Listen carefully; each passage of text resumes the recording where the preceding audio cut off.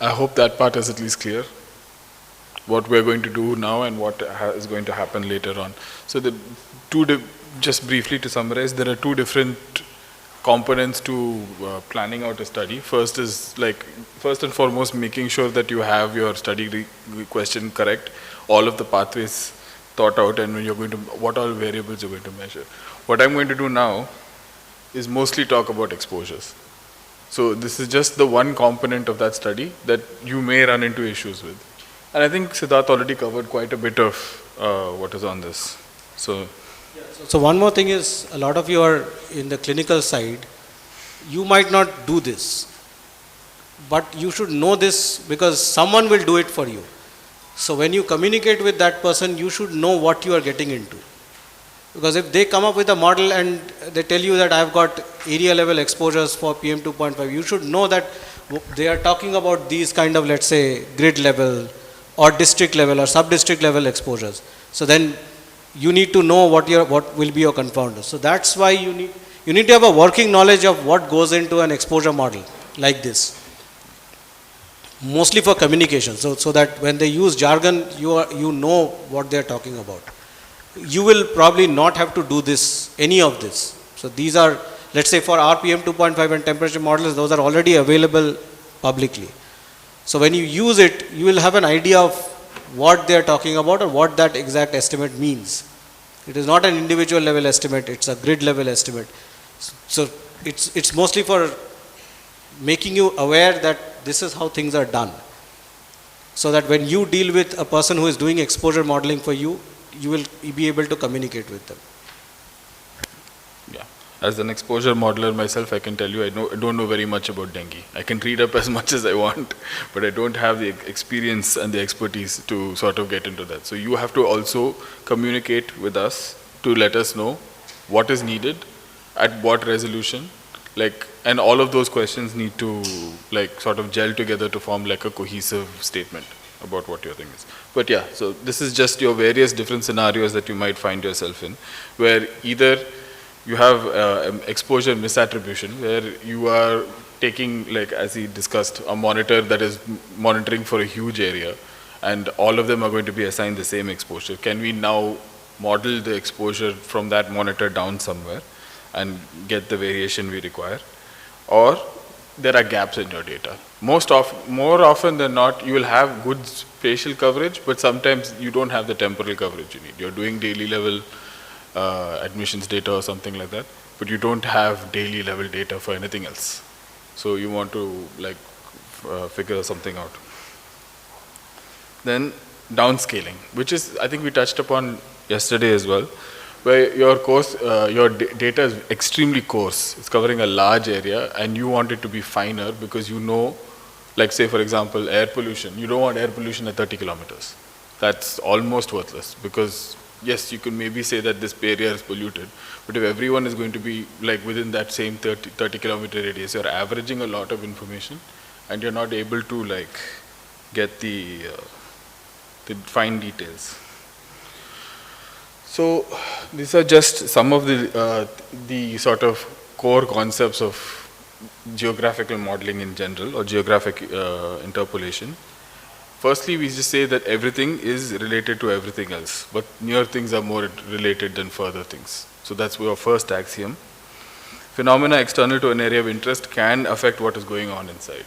Meaning, if you're looking at only at a particular study area, it is not necessary that everything that happens in that study area is completely self-contained. So for example, if you're studying Vellore, but you haven't accounted for, say, traffic data coming in from Chennai, suddenly when you're doing your model, you just suddenly see air pollution rise for some reason. But you can't figure out what, because you didn't really count how many things are coming in from outside and putting it in there. Or wind bringing in air pollution from another region. So in Delhi, they're saying, okay, we've shut down all our air polluting sources, but they're still doing stubble burning in Punjab, and that brings it in. Everything is related to everything else, but things observed at coarse spatial resolution are more related than things then observed at a finer spatial resolution. Basically, this is a slightly counterintuitive thing to think about. that the finer you go, the more like chaotic and infinite it becomes. So there's this famous thing about how long is the coastline.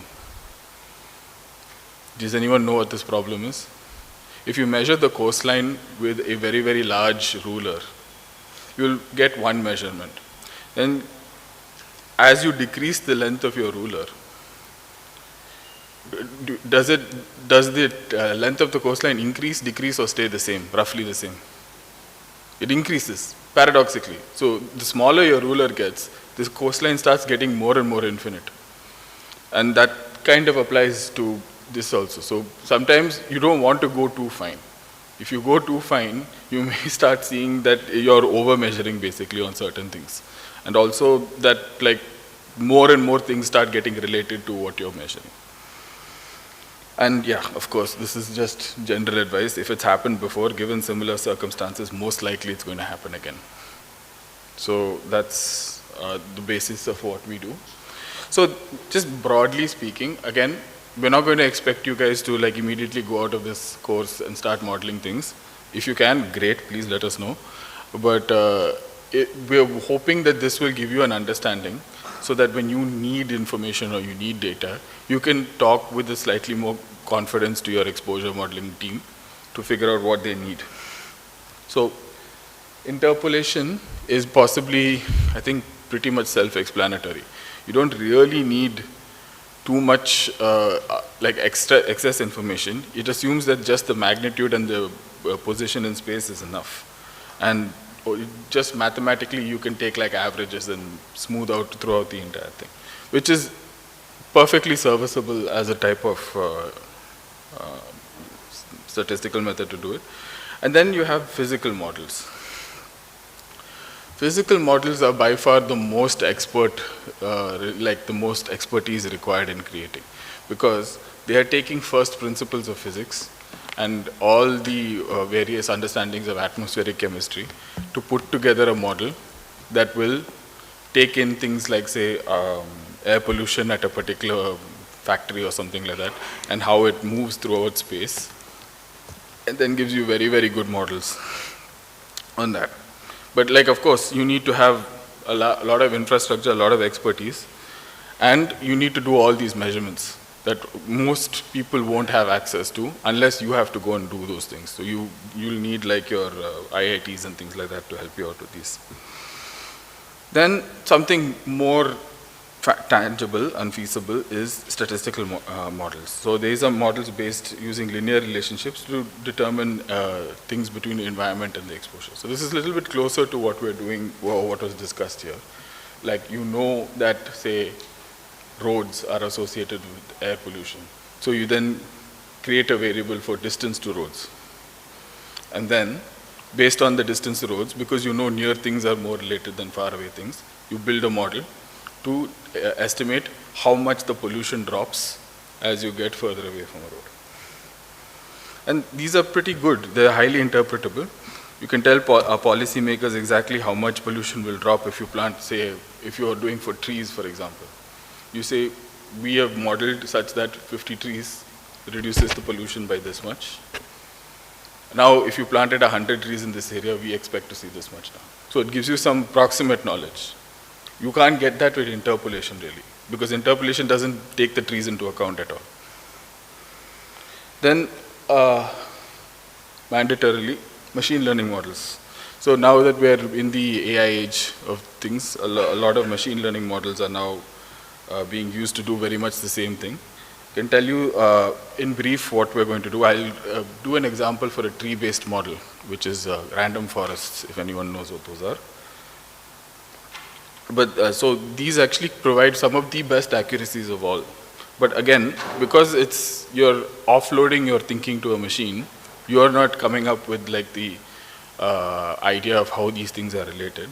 You may not know, or you may not be able to understand in certain cases what the relationship is. The machine has decided it, you don't know how it decided it, but it just says that is it. Okay, so we'll talk about spatial interpolation. Everything understood so far? Please stop me at any point. So the inverse distance weighting. This is a lot of, looks a bit complicated, but this is by far the simplest thing in the world. How many people know what gravity is? And how to calculate what was the Isaac Newton's equation? Inverse of distance. Mass and inverse of distance. So that's basically what is being modeled here. So when you look at that, it actually looks like gravity fields within like a cosmos kind of thing. That's not strictly true for what happens in the real world. Certainly for PM, this is not what PM will look like when you start modeling it out. But in certain situations, particularly if you have like a grid of data, you can interpolate between that grid using this. So basically what it's doing is, this is the formula over there. The measured value at the monitor I, and the distance between the monitor and the prediction point that you're using. So if the prediction point in this case, or at least in this graph that you're seeing here, is each individual pixel. So you've created a grid of points, and each point you calculate what the distance is to each monitor that you've got, and then you calculate from like the inverse of the distance and the concentration at that monitor, what the thing would be. And you can see some monitors will show high, but you can also see there's like a depression of low monitors also, which is also not something that you would actually see in real life. Anyway, terrible for sparse networks. This is a sparse network. There's only a few monitors here, but if you had an entire like regular size grid, for example, this is not a bad idea to do. Then I'll talk about kriging. But instead of using the weights as just distance, we compute weights by semi-variograms. Again, I won't get into this too much. If you want, I'll talk to you guys afterwards and I'll explain all of these things. But it's best for data with a strong continuous trend, and then it produces something like this, a prediction error map. It's a bit computationally heavy. I'd initially thought maybe we'll do one example of each of these things. And then it turned out that I realized that it might not be that everybody's computer can handle some of it. So if you're, better to leave this out. I think the random forest is fairly fine. I think most people can do those. But here, yeah, the relationship is quite simple, but computing this is what is the hardest part.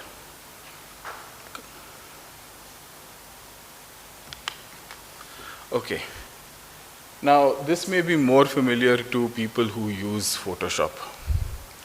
When you want to increase the size of your passport photo, there are a number of ways that you can do it. So, because this is a raster image, like an image that is on your data set, you can then use any one of these interpolation methods. It will usually tell you bilinear interpolation, bicubic interpolation.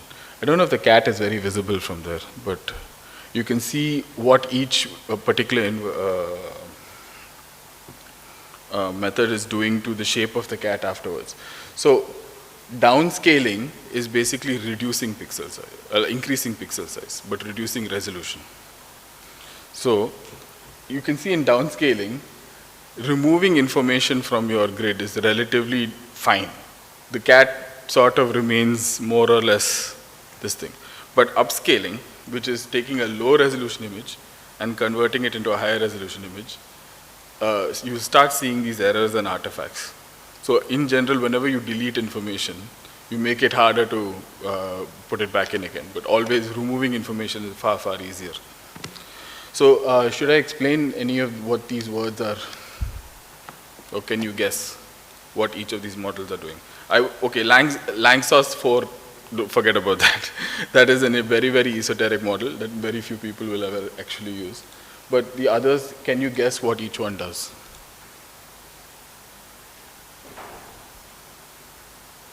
What is nearest?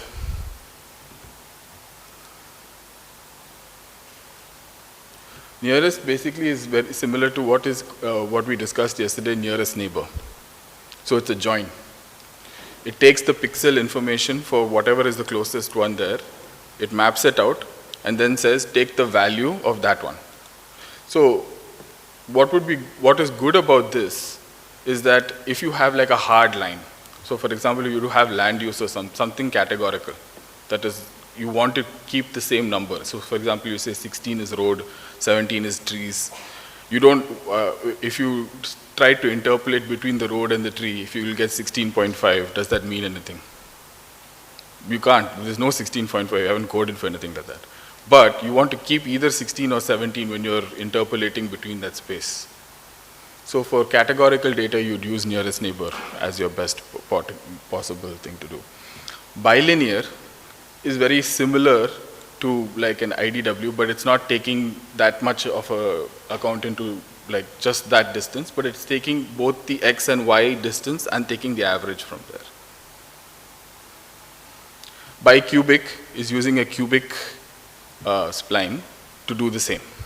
It's not linear, but it will more weight towards the pixels closer by than it will to pixels further away. And it takes a 3 by 3 space rather than just the closest 2 pixels. Area in this situation, in the upscaling situation, is very similar to bilinear, but area downscaling is averaging. So it takes the bigger pixel, averages all the pixels within that, and returns the value. Okay, this is clear?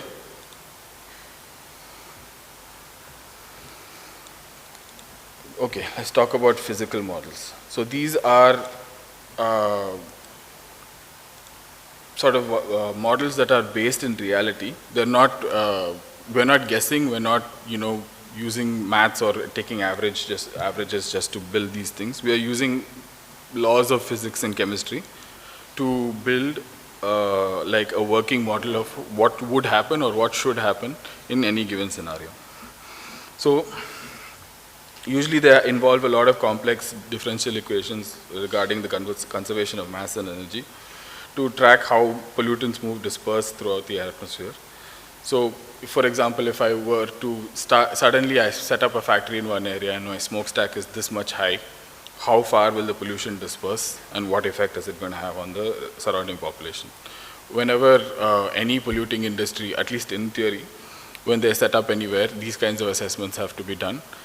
Almost certainly it is done for nuclear facilities and things like that. So in case of any catastrophic accident, all of these things have to be planned and done out in one. So these are a couple of models that you can come across, which is AeroMod and CalPuff, which are handling only very local variations. And things that you might know here are like Geoschem, WRF models, which can simulate complex atmospheric chemistry, and you get something like what is known as a chemical transport model. So there are many people in IIT who actually have built and created models such as these, and they are available for people to use also. Oh yeah, pros and cons at the bottom here. This is the only one that explains causally what is happening, because everywhere else we are sort of building an estimate or we are just guessing based on mathematical principles. But the cons here, of course, is you need to pick up all of this information. You need to have the expertise. If you have not calculated this thing properly, you will start getting garbage outputs.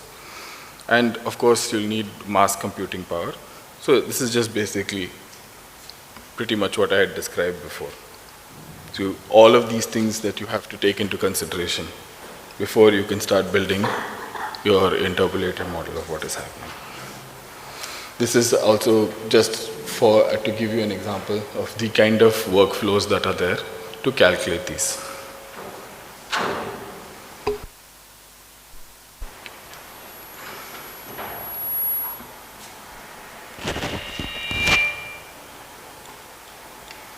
Okay, let's get into land use regression. Any questions so far?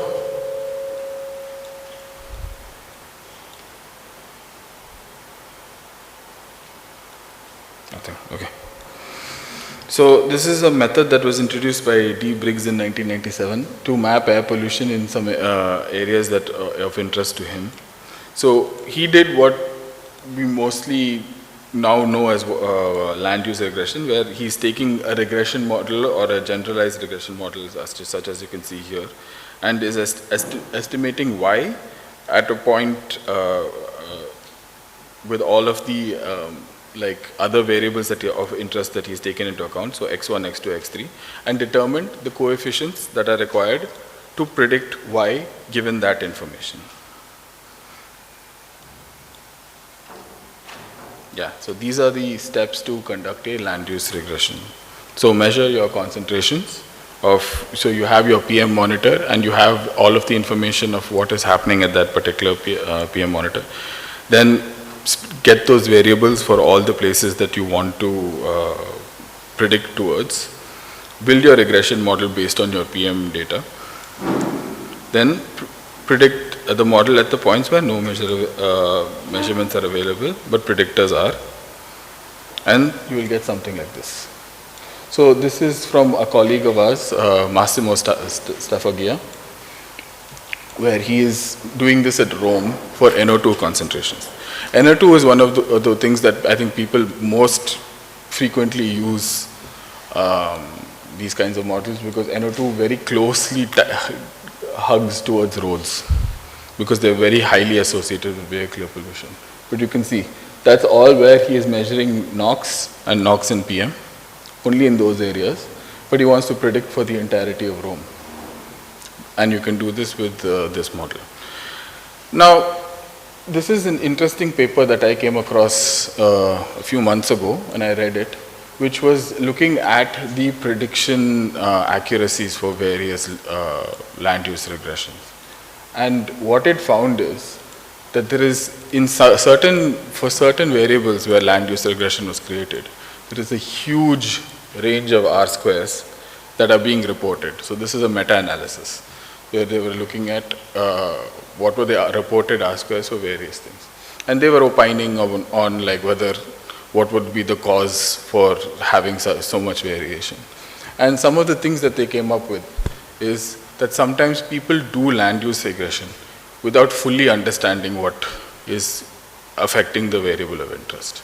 So a lot of people just look at NO2 monitoring and they say, okay, roads, trees, maybe some other things, and then they do the model and then they get an R square of 0.16. And they said, this is not useful for us, throw the model out.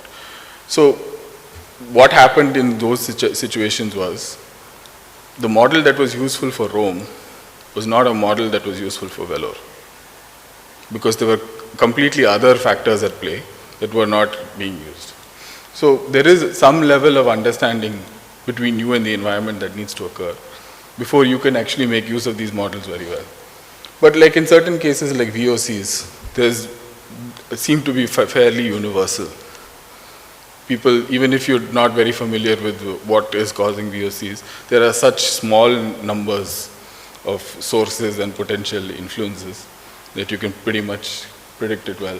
But for things like NO2 or black carbon in particular, people don't understand where their black carbon is coming from. In India or abroad, it may be from vehicular pollution, but in India, it may be from stubble burning. Stubble burning is not a thing that happens abroad. So things like that. Yeah. So this is just a quick comparison of what we are doing, the different types of approaches. And this is all for the same, again, from my colleague Massimo, who is using different methods to predict how his, we call these surfaces, how these surfaces are going to look like for the region of interest. So can you notice the difference between the different types of monitoring, different types of interpolation that is going on here?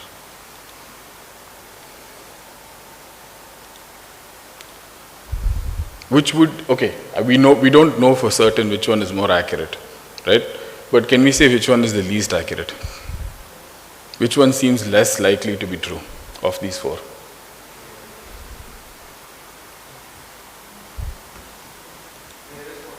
Okay, why do you say that? Because the monitor might not necessarily be located at a close enough place, and it will just take the data from a community perspective. For example, if they are located a few kilometers apart, then we lose a lot of data at more regional also. Right. So also look at how it is distributed. nearest neighbor is not going to even interpolate the value. It is just going to take the same value. So basically, nearest monitor means within, if there is no closer monitor in that boundary, it's all going to be assigned the same exposure. Which, you know, when you look at it on paper, it seems okay, fine, that seems to be a reasonable thing. But when you have to plot it out and show it, that's what it looks like. And that's the level of misclassification that can happen also. So then when you, what is the second worst in this situation? Oh well, I can answer that, I guess. It's IDW, right? But IDW, you can see that there's some variation now that is occurring from that. So it will look like a slightly better model than nearest neighbor, but still not very, doesn't seem to be capturing what is actually happening. Land use regression is the next one on top, LUR. You can see there that the model is saying, okay, roads are very closely associated with air pollution exposures. And it is very neatly, because you've got good data on your roads, it is showing you where all it is happening. And dispersion models are a physical model. So based on causal pathways. That, for all intents and purposes, is probably the most accurate one here. But can you see how close the land use regression got to that? This is why land use regression models are sometimes considered more useful than just doing basic like IDW or nearest neighbor. So you can sometimes like getting the most precise value for your exposure, maybe not a useful use of your time. Sometimes you might want to get like the most accurate, the best possible air pollution like dispersion model. You hire the best people in the world with all their computers. That might be a lot of money and a lot of time. You'll get really good estimates, but it's not actually improving the quality of your study. So sometimes you may want to look at a slightly less accurate model, but that model is pretty good for what you're doing and you're getting decent enough results.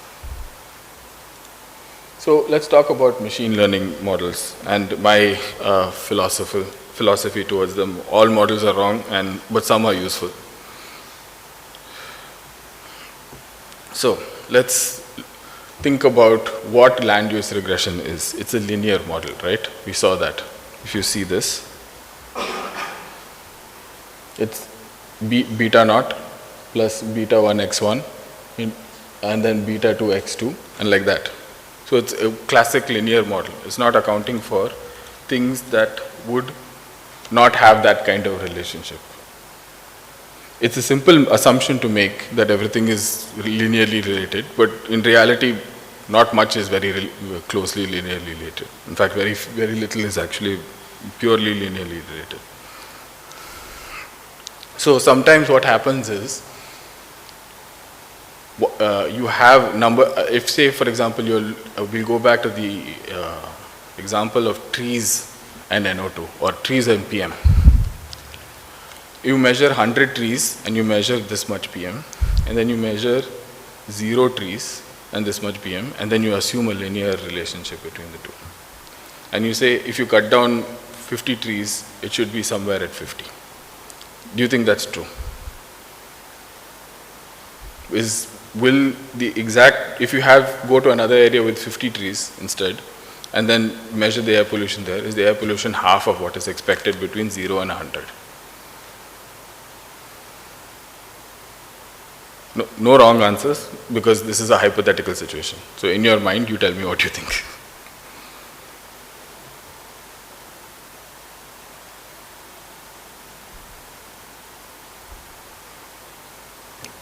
Anyone want to answer? Is it linear or is it non-linear? Why is it not linear? Okay, so it's linear then. Please speak up. Okay, you're waiting for the answers. I'll let you the answers. So, sometimes it may or may not be. We don't know in reality. So sometimes what happens is you plant one tree and the pollution doesn't change at all, because one tree is not going to make a difference. 2 trees doesn't make a difference. Plant 10 you may see a very small change. But once you reach a threshold, or once you have enough trees, there is like this very fine line at which the number of trees has enough sort of stopping power to very drastically bring down the pollution. Now your linear model is not going to capture that. It's going to assume that it linearly increases over time, or over trees rather. So in this situation, your linear model is going to fail catastrophically for those kinds of relationships. So we look to a specific type of machine learning model here in this case to address the issue. So it's a random forest. It's called a random forest because it's built on something called a decision tree. So what is a bunch of decision trees? A bunch of is a decision forest, a random forest. So if you've ever played this game in a carnival where you have a box of sweets and they say, please tell me how many sweets are there. Have you ever played this game? And if you guess exactly, or the person who gets the closest number of sweets gets the whole box of sweets, or a prize in case they don't want diabetes. So in those situations, one individual prediction, or like sitting and counting each single version of the sweets, is a long consuming time process, but people have found out that if you take the average of everyone's guesses, you arrive very, very close to the truth. So it's sort of like crowdsourcing, your estimate from a bunch of decisions. So then what you do is you model these decisions in a computer, and you come up with like a model, like say for example, if NDVI is greater than 0.5, or if your number of trees is 50%, then the pollution will probably be this. If it's not, go down. And then, and you do this randomly. You just let it decide based on something called impurity, which I think the engineering students probably can help you out with that, but you don't really need to understand that. Impurity here in this case means just the error, the amount of error at the end of that decision and how many things it was unable to sort out. Single trees will always be getting some amount of error, but if you build for 500 different trees and then look at the data, 500 different trees at the different subsets of data, and then look at what they come up with, and then pick the best performing ones, you will get like an estimate that is pretty accurate to what you're looking at. So I think at the bottom I've said it's like the difference between asking one expert and 500 people. So yeah, this is basically what a random forest does. You have your data set and you break it up into different pieces, and then you feed it into different types of trees, and then the trees will come up with based on what they're penalized by. So penalizing here means if a tree tends to make a terrible decision, you remove that one out, or you move it out, and then you use only the ones that are giving the best possible predictions for each one of your bootstrap samples, and then you combine them together at the end to get a final estimate. So random forest is good because it tends to like a lot of information. The more information you have, or the more like variables that you're using in your thing, the better your predictions start to get. And unlike land use regression, we don't need to normalize your data. Well, you can if you want to. There's nobody. It sometimes improves the quality of your estimate, but you don't have to do it in order to sort of get to fulfill the requirements of a linear model. But you can just dump directly into here and figure out what it is, what the estimates are, rather than doing a lot of pre-processing. And random forest also has a nice ability, as it's not as much of a black box as, say, for example, a neural network is. A neural network is a kind of machine learning algorithm which is very popular, like LLMs and all of these things are kind of based on that. LLMs are mostly based on transformers, but transformers are a kind of neural network. But these ones, what is nice about it is you can pull out each decision tree and look at them and look at the final decision tree also to see what it's coming up with, and you can you figure out also from feeding it information what variables it prioritize. What you do is when you put any data into a random forest or any machine learning model, you split your data into training and test sets. So usually, typically the split is 80-20. 80 into training, 20 into testing. So after you feed it and you test your model on your training data, 99% accuracy, R-square is amazing, RMSE is 0, all of your things are great, and then you test it on stuff it hasn't seen before, and then it fails miserably. So the analysis, the analogy here is you've given your students all the questions for the exams, and they've mugged only the questions. But then the exam paper comes and none of those questions are there. So you don't want that to happen. So you don't have direct access to the students themselves. You can't go and write their paper for them. You have to teach them in such a way that they pick up on the underlying issues, or like they figure out what is the actual core message of the thing, of your study that you're doing, and not just memorizing details. So what you do here is something called hyperparameter tuning.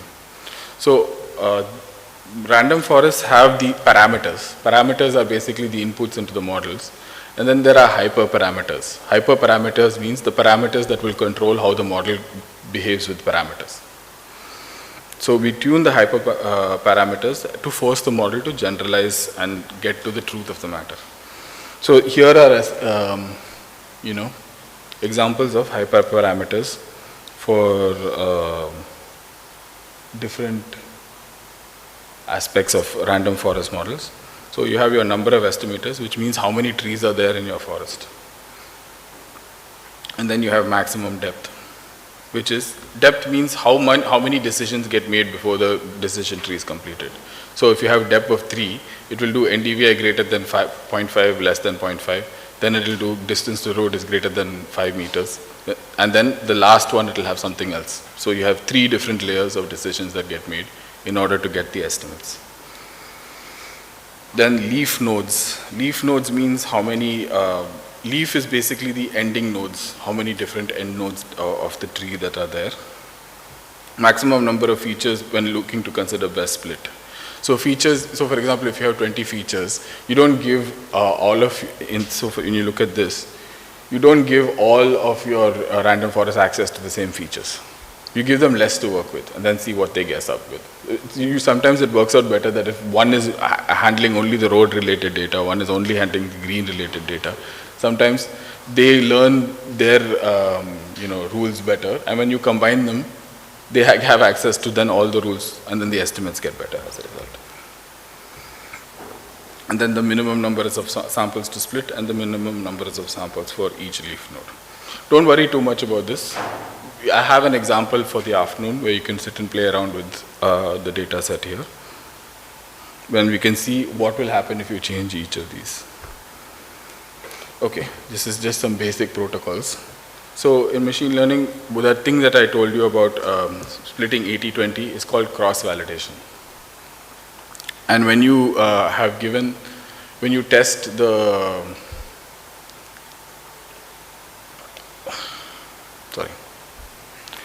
when you hide the data from one part of the model, it goes into 80-20 splits. So there is a 20% split of the data that you keep away from the model, but even within the model, it splits based on another 80-20 to produce that, which is what gives you these estimates, say, earlier on the training accuracy.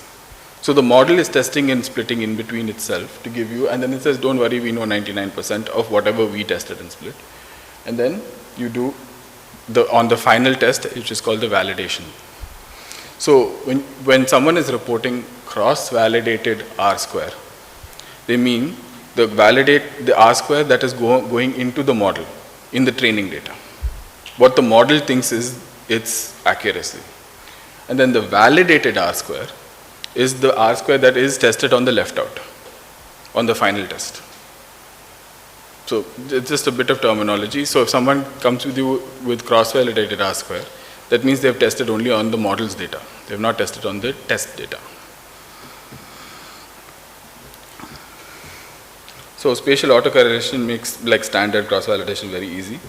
If I had, so generally in this case, sometimes people when they do cross-validation on non-machine learning models, they will do something like leave a monitor out and then use your model on, say, for example, land use regression to predict on that one monitor. That doesn't really work with machine learning models because they can pretty quickly figure out like for example, if you have one monitor that is 10 meters away from another monitor, one made it into the test set and the other one didn't. Within 10 meters, it can pretty accurately guess what that monitor is going to come up with. It needs to see a monitor that it has never seen before that will become a useful way to do it. So sometimes you have to think about these things when you're splitting up your test and training data sets. Sometimes, so yeah, in this case we leave out entire stations. We don't leave out like 80% of the data from one station. Yeah. Just some general points to think about. Correlation is not causation in this case because a lot of these models, except for maybe the physical models, aren't based on causal relationships. These are all guesses and estimates. So they are useful, but again, be warned that these are not reality. So yeah, in this case, like your random forest model may predict that distance to hospitals predicts pollution because hospitals generally are in polluted areas. So if you put distance to hospitals in your model, it's not really predicting that the hospital is causing, pollution in that area. GIGO is a computer science principle where it means garbage in, garbage out. Which means if you have bad input into your model, it will give you bad outputs, or it should give you bad outputs. And here again, remember estimations, we're not trying to be perfect, we're trying to be better than the worst decision that you can make. So whatever is best for your particular study, try and pick the best possible estimation method. Okay, any questions?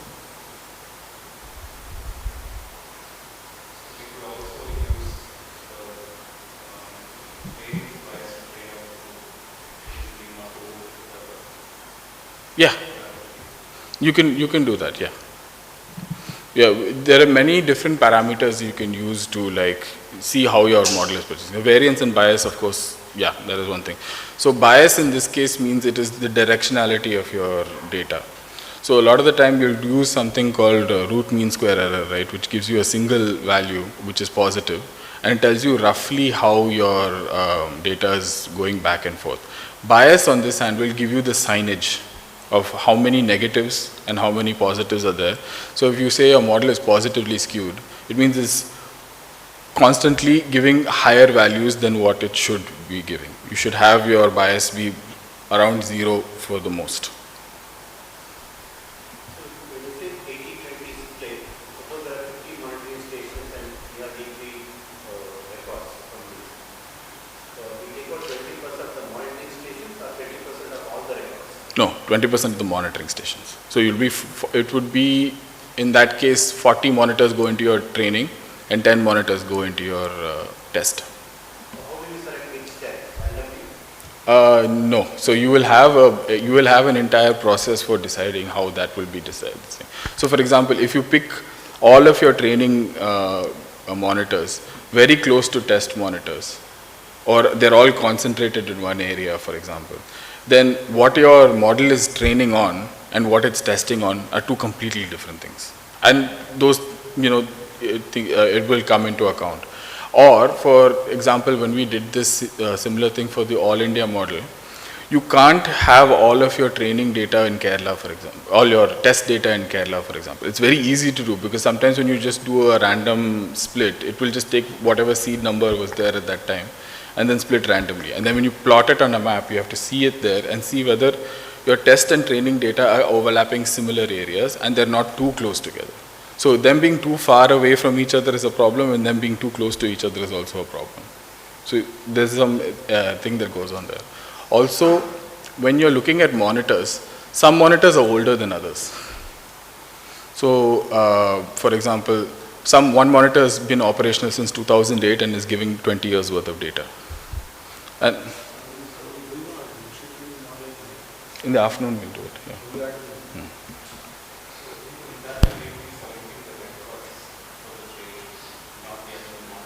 No, you're selecting the actual monitors and their records.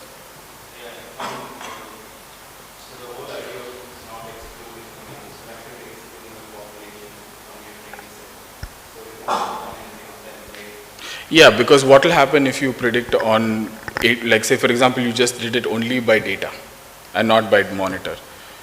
If 80% of the monitor you're testing on is already in the training set, what is to stop your model from mugging up that pattern? It's not actually telling you anything then, right? It's just copying the pattern and replaying it because it already recognized that this monitor is where that training data is coming from. It needs to train on something that it has absolutely never seen before. Then you can be more certain that your model actually predicted rather than just, it saw the same data set and did the same thing.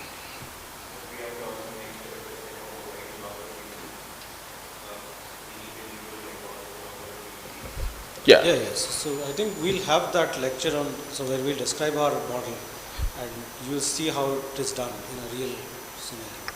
So there are several considerations, and I mean, you cannot probably take care of everything, but a decent enough job can be done. I mean, it also depends on how much, because India doesn't have that much data, for example, for air pollution. But let's say if you are doing the same model in the US, you probably get more data to do certain strategies. So for us, you have to adapt according to what you have. So that we'll discuss when we do the machine learning models. You also mentioned that more the number of predictors, better the model trains. Is there a minimum set of variables that are needed? No, it is not like that. So if you think of a linear regression problem, then a linear regression, if you look at the variance estimate, it's inversely proportional to the, let's say, the x transpose x. So it's sigma square divided by, or sigma square x transpose x inverse. So if you put in more variables, you are increasing precision. But it holds true only for linear regression, not in case of nonlinear regressions or let's say logistic regression. It doesn't work like that. So putting in variables, more variables doesn't necessarily mean you will get more accuracy or more precision. So that's what you have to, it's like a iterative process. So you start with your base set of variables, that put in some more variables and see whether it does make a difference or not. If you are getting, let's say a 2% increase in accuracy by putting in 50 different variables, 50 more variables, then that's not a good option. Because collecting those variables, you need to think about the end use, because ultimately you will use that model to predict. Every time if you need 200 variables to predict for the next day, that's not a very good situation, because there's a time lag between getting these variables, right? Satellite variables, you need some time for the satellite to observe, then it gets processed and then you get it. ERA is, I think, still fast, but there are things which are not in your control, so you will have delays. And if your variable is trained on 500 or 200 variables, even if one of them is missing, you will not get a prediction. So that's not a good situation. Also, if you're doing a prediction for later years, or you want to do like a prediction into the future, if you don't have a way to reliably get information to predict for that end, then you can't use those for a particular thing. So for example, like some data set only comes at the end of the year, So for 1 year, you have to wait in order to predict across the next particular one. But if someone is updating that data set daily, that makes it a better predictor to use for your particular model. But yeah, in general, what you want to do is start with the very base level of variables you need, and then add and remove, and then you get the most, like, parsimonious is what it's called, like the most minimal number of variables that you need to get the best possible prediction. You can throw everything at the wall for sure, but that's not very an efficient use of your time. Also, you're wasting sort of the model's time as well, because the model will then have to test and see and then realize it's not useful. So we'll just quickly go over like the use cases for these machine learning models and how we use them to create like temperature and PM for the entire country. So this, I'll start with the temperature modeling and then I'll hand over to Siddharth to present the PM model. So in comparison to the PM model, the temperature model is relatively straightforward.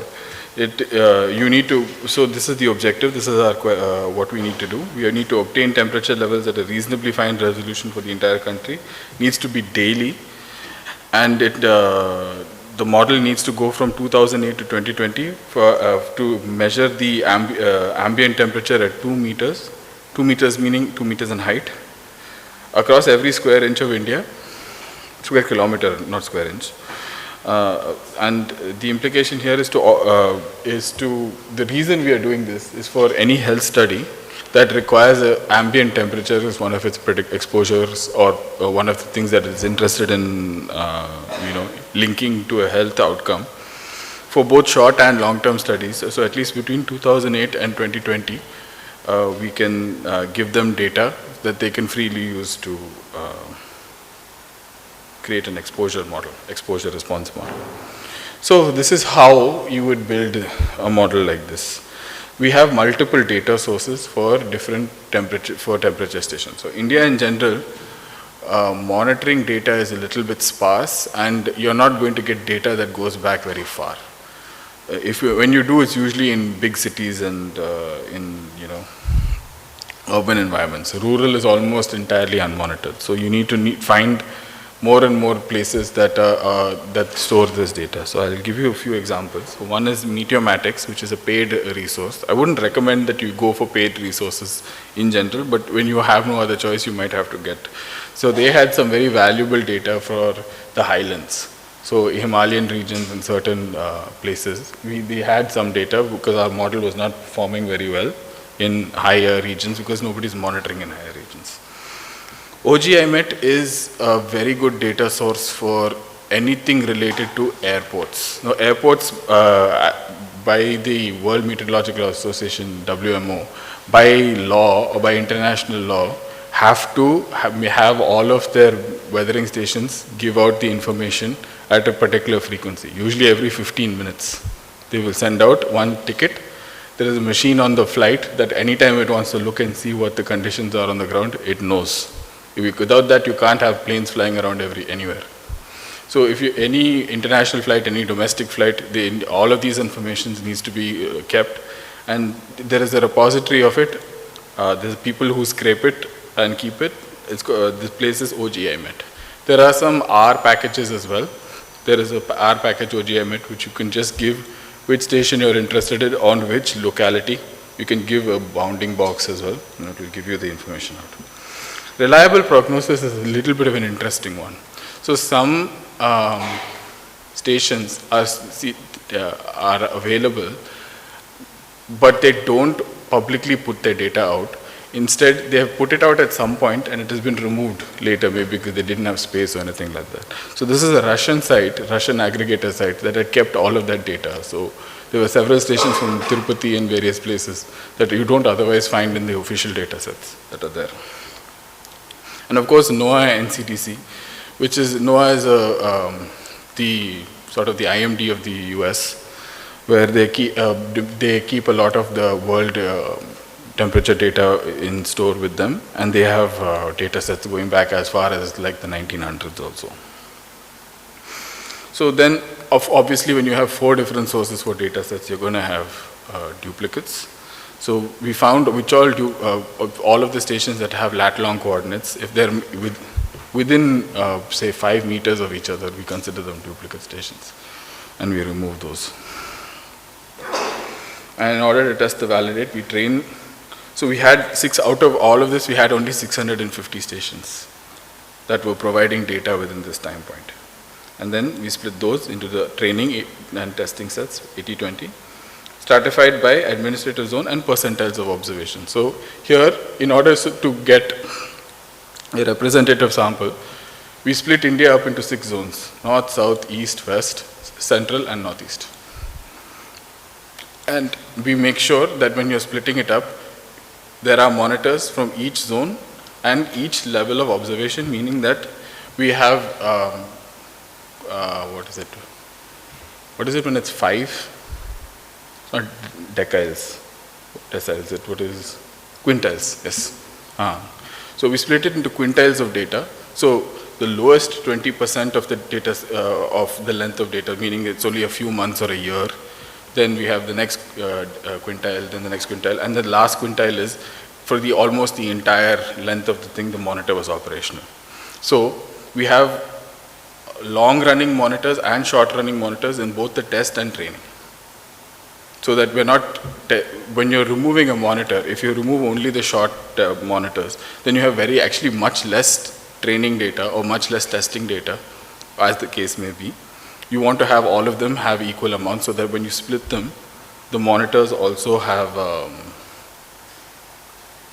like a similar split between them.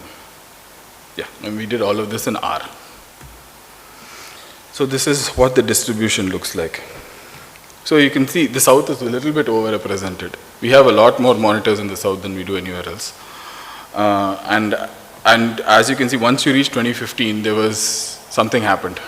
The number of observations increased, and the number of monitors also increased.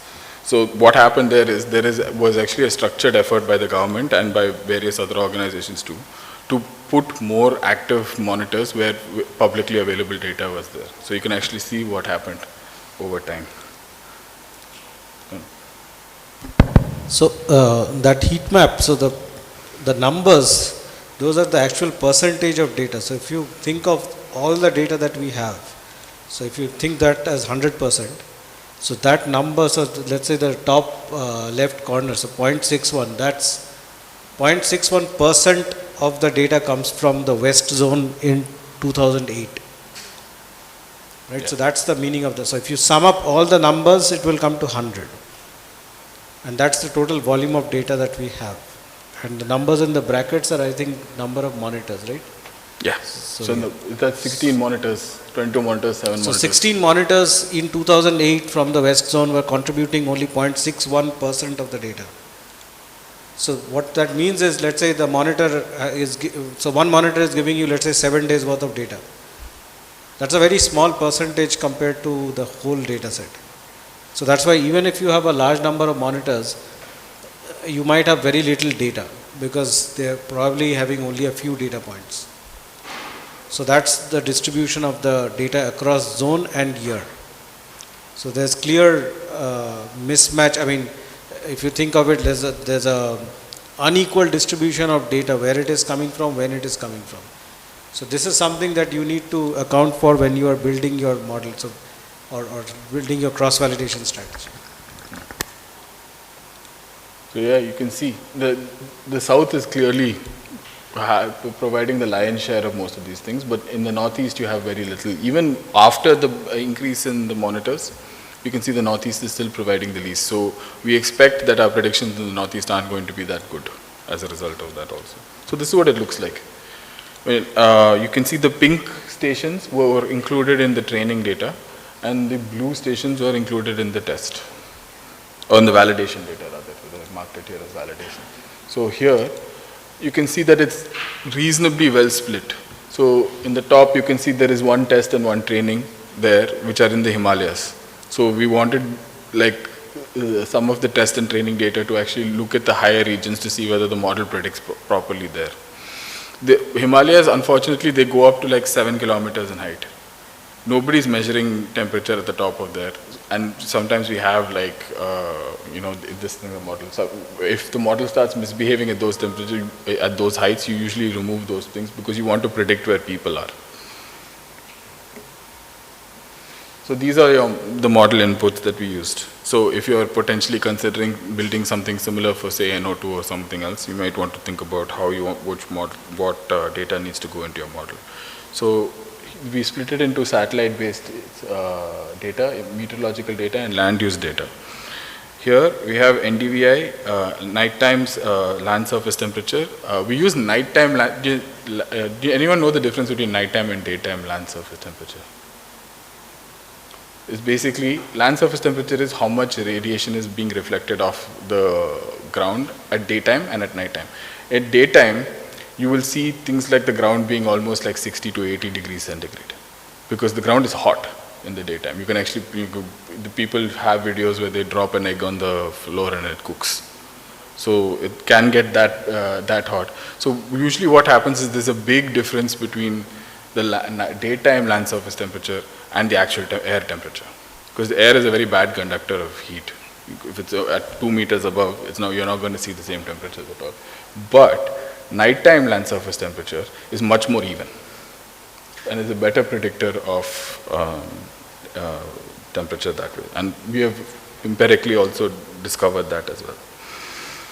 And then, all of the reanalysis data. You can see also the spatial and temporal this thing. So you can see some we have at different times and at different spatial this thing. So all of those techniques that we discussed can be used, and the most appropriate ones to get this like everything at 1 kilometer, so that we have a way to predict temperature finally.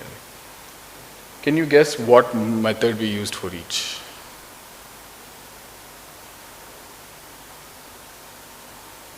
Okay. NDVI we don't need to do anything because it's already at 1 kilometer. Okay. But it's every 16 days. What did we do to make this valid for the model?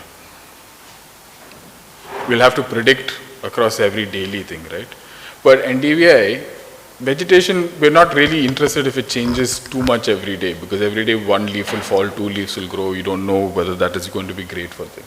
So we aggregate it down to a monthly level.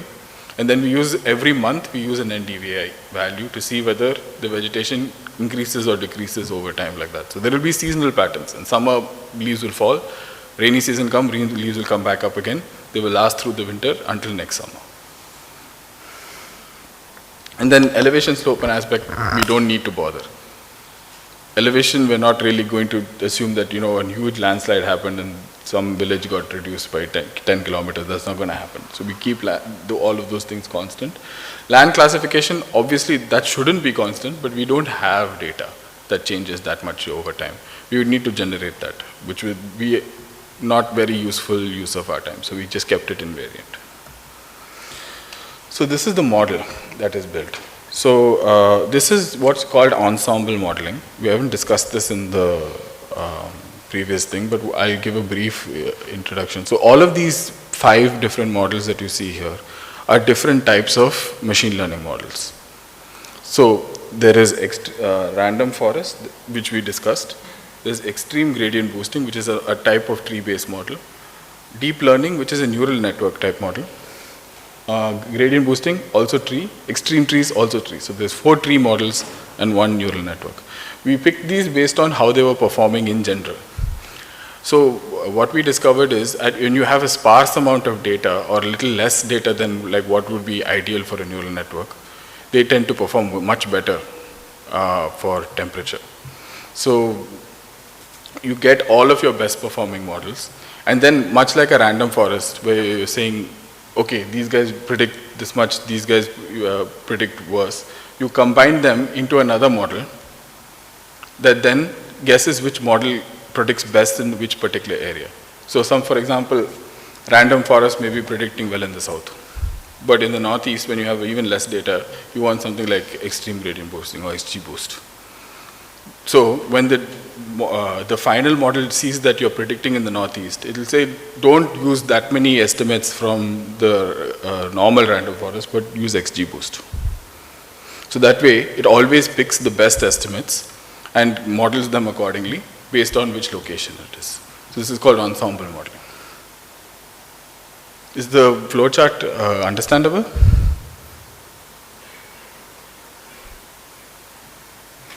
Also, one thing we do is called weak learners and strong learners. Okay. Weak learners are basically your individual models, and they are fed a lot more information than your final one. So the benefit of that is they take in all of that information and then see which one is the best one to use. And in the final model, you use a very parsimonious amount so that you get like a very strong prediction, which is less prone to overfitting. That's basically one way of like massaging the prediction so that you get the most accurate estimate. And this is the result. So you may not notice it, but this is actually at 1 kilometer, but when you look at it this high, it looks like this. So you can see that even across the years, you have different temperature predictions. Can anyone guess why that would happen? So I also was puzzled by how much variation was happening over certain years. I discovered what it was, and it was a variable that we didn't include, but it did make it in, the model guessed what it was and figured it out how to predict at those particular points based on the trends. Does anyone know what is the single thing that affects the temperature the most in our country? El Nino. Yeah, it's El Nino and La Nina years. You can see which are based on the temperatures. If it's an El Nino year, it will be hotter, and if it's a La Nina year, it will be cooler. And here is for 2019. You can see the variation in temperatures across different months and seasons. You can see how hot the temperature gets in May and June. And you can see different places reach their maximum in different times. There are some places that are reaching maxima in April and May, and then it shifts north in June. So these are the metrics that we are getting for all of these. So this is the different R squares that we are reporting, and then RMSEs are given in the brackets. So it's off by about a degree here and there on from our testing and training. And you can see like also certain models in certain years they're predicting better. So funnily enough, because we had little less data in the earlier years, the models sort of seem to be predicting a little better in those times because you don't really have that much extra data to test on.